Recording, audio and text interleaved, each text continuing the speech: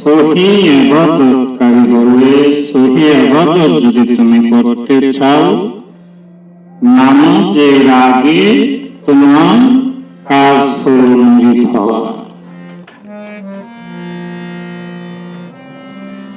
কেন? নামাজ, কোরআন, যত ধরনের ইবাদত তার মাধ্যমে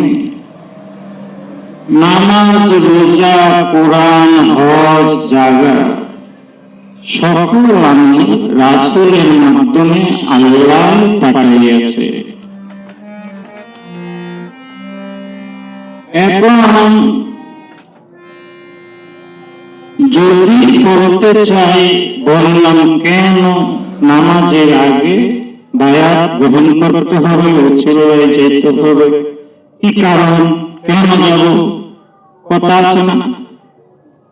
সেটা বলতে গেলে নামাজ, কোরআন, ইবাদত এইগুলির আগে আমার রাসূল হাতে হাত রেখে কি করেছেন? তওবা কালিমা পড়েছেন।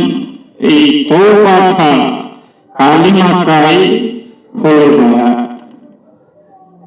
এখন রাসূলকে যদি তুমি নামাজ কোথায় পাইলা?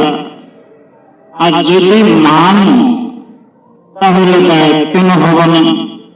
প্রত্যেকটা সাহাবী আগে যায়া বায়াত গ্রহণ করেছেন, করে নাই আবু জাহেল,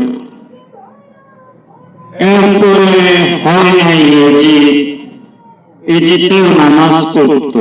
আমি বড় বলতে চাই, তুমি যে হাতে হাত রেখে বায়াত হলো না, এই বায়াতটা কেন্দ্র করে তো রাসূলের সাথে যুদ্ধ, মারামারি, দুর্ঘটনা, আর তো কিছু নেই আল্লাহ। তাহলে ইবাদতের মূল নামাজের আগেও বায়াত হওয়া একজনকে রাসূলের মাধ্যমে মানা।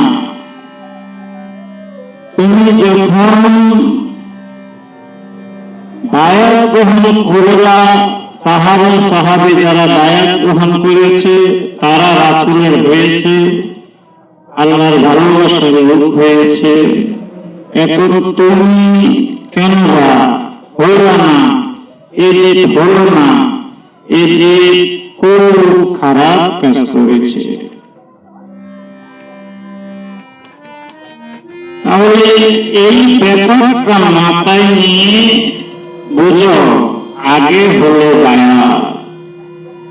বায়াত হয়ে একজনকে উচিলায় মেনে তোমার জয়া নামাজ বা ইবাদত, যে কোনো ইবাদত তোমার করতে হবে।